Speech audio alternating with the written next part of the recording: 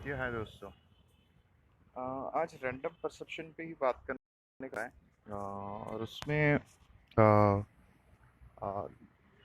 बात करते हैं।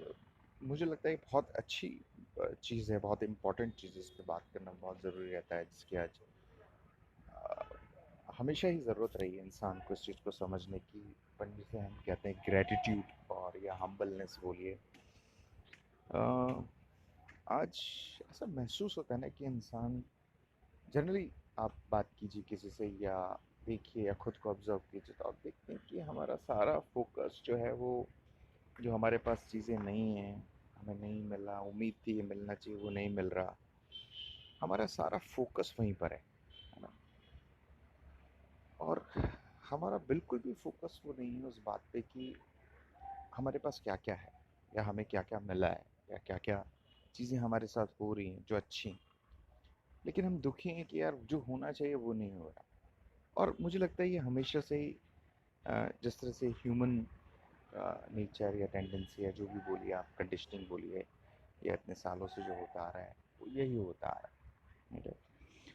तो या फिर इसको कुछ लोगों ने, साइंटिस्ट ने ऐसा भी बोला है, या रिसर्च किया उन्होंने, या सेट किया ह्यूमन कॉन्शियसनेस जो है वो, उसका जो नेचर है वो यही है कि वो हमेशा जो नहीं है उस पर फोकस रहती है। वो तो ठीक है, चलिए जो भी है। बट सवाल ये आ रहा है कि अगर हम अवेयर रहें और हम ये सब समझें, ये सब देखें, और खुले दिमाग से हम अगर समझ पाएँ, तो शायद हमें समझ पाएंगे कि ये इसका क्या रीज़न है। और ये अगर ऐसा ही रहा तो आप तो हमेशा ज़िंदगी भर दुखी रहेंगे, राइट ना। क्यों? क्योंकि आपके साथ तो हमेशा से ही ऐसा होने वाला है कि यार ये है बट ये नहीं है, ये है बट ये नहीं है। तो फिर आप तो पूरी ज़िंदगी ताउम्र, यानी टिल डेथ, यानी आप डेड बेड पे भी होगे तब भी यही बोलोगे कि ये होना चाहिए था और जो हो रहा है। तो फिर जो समझदार लोग हैं, जो जो अवेयर लोग हैं, वो ये कहेंगे ना कि इसका रीज़न क्या है।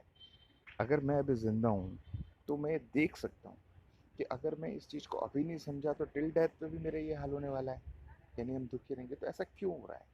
इसके पीछे की जड़ क्या है, इसके पीछे का रीज़न क्या है, राइट है। तो अ, उस पर इतना ध्यान नहीं लोग देते हैं। बस जनरली अरे यार ये है, मेरे को ये नहीं मिला, ये होना चाहिए था। जिससे भी बात करोगे आप, देखना तो जिससे भी बात करो आप, हर किसी के पास यही कहानी है सेम। क्या हुआ? अरे नहीं ये नहीं, वो नहीं, ये नहीं। मुझे नहीं लगता, बहुत रेयर लोग कहीं मिलते होंगे जो बोलते होंगे नहीं नहीं यार, दैट्स इट फाइन, जो है अच्छा है, जो मेरे पास है मैं उस पर फोकस कर रहा हूँ। और ग्रेटिट्यूड है, हम्बलनेस है, कितना है वो भी बहुत ज़्यादा है, क्योंकि बहुत से लोगों के पास वैसा भी नहीं है। और मैं जो चीज़ें मेरे पास हैं उन पर मेरा पूरा फोकस है।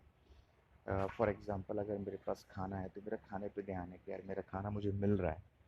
या मेरे पास अगर घर है तो मैं घर की तरफ ध्यान दे पा रहा हूँ, या मेरे पास लोग हैं तो मैं उनकी तरफ ध्यान दे पा रहा हूँ। मतलब उनकी तो कोई वैल्यू, घर की मुर्गी दाल बराबर हो जाती है, क्या ठीक है ना, ये तो है ही। और जो चीज़ नहीं है उसकी इम्पोर्टेंस ज़्यादा हो जाती है, और हर बार ये साइकिल चलता रहता है। तो ये क्यों हो रहा है, कैसे हो रहा है, ये आदमी कोई ध्यान ही नहीं देना चाहता है, बस इसी फ्लो में ही चले जा रहे हैं। और सबके चेहरे लटके हुए दिखते हैं, दुखी दिखते हैं, परेशान दिखते हैं। बड़ा दुख होता है ये सब देख करके कि ऐसा होता आ रहा है और उसको हम समझ नहीं पा रहे हैं, राइट है। तो खैर, अगर हम बात करें कि अगर आप भी, अगर हम डिस्कस कर रहे हैं तो हम ये होंगे यार ये तो है ही, तो फिर हम क्या करें। तो आई थिंक ऐसा हो सकता है कि आप अवेयर हो जाएं, आप जाग जाएं, और आप देखें कि इसका कारण क्या है, इसका रीज़न क्या है। इसका रीज़न ये है कि अगर आप डेप्थ में जाएंगे और समझने की कोशिश करेंगे, तो उसका रीज़न बस इतना सही है कि हमारा जो ब्रेन है वो कंडीशनड हो गया है इस तरह से काम करने के लिए। तो हमारे ब्रेन को एक इल्यूजन क्रिएट होता है, वो एक इमेज क्रिएट करता है। जैसे आपको कुछ चीज़ चाहिए, उसकी इमेज क्रिएट करता है। आप उस इमेज को अपने आप में देखते हैं और आपको लगता है कि वो इमेज जब क्रिएट हो जाएगी, वो रियलिटी में बदल जाएगी, तो आप खुश हो जाएंगे, आपकी चीज़ें सॉल्व हो जाएंगी, आपको अच्छा लगेगा। ये आपको वो हर बार क्रिएट करता है। तो जैसे आप जब एक चीज़ पे पहुंचते हैं तो वो तुरंत दूसरी चीज़ क्रिएट कर देता है, इमेज आपके दिमाग में। वो आपके लिए इल्यूजन क्रिएट करता है। और हम ताउम्री से समझ नहीं पाते कि ये इल्यूजन है, ये रियलिटी नहीं है। अगर रियलिटी होती तो आप तो हर बार कुछ ना कुछ सोच रहे हो कि वैसा हो जाता, वैसा हो भी गया होगा, तो कौन से आप सुखी हो गए होंगे, या कौन से आप तृप्त हो गए, आप मतलब आपके अंदर ह्यूमिलिटी आ गई, आपके कुछ नहीं, आप वही के वही, ये सेम कहानी आपकी और हमेशा ऐसे रहेगी। तो ये सेम वैसे ही है, आप जैसे आपको कहानी भी आपने बचपन में सुनी थी, जिसका क्रक्स अगर हम समझना चाहें कि भाई वो मरीचिका के पीछे भागता है रेगिस्तान में, और जो लाइट चमकती है उसे लगता है कि पानी है, तो वो वहाँ भागता है, उसे लगता है वहाँ मेरी प्यास बुझ जाएगी, बट वो लाइटनिंग, वो जो है रिफ्लेक्शन होता है, फिर वो और पीछे भागता है। तो हम वैसे ही कर रहे हैं, हम हर बार रिफ्लेक्शन के पीछे भाग रहे हैं, और इतना नहीं समझ, हम तो बड़ी बेवकूफ़ी क्या कर रहे हैं कि जब हमें पता लग जाता है कि रिफ्लेक्शन था, तो नेक्स्ट जो चीज़ चमक रही है उससे भी हम सही समझ लेते हैं, फिर उसके पीछे भागते हैं।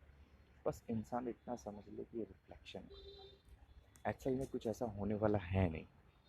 तो वो जहाँ है, जैसा है,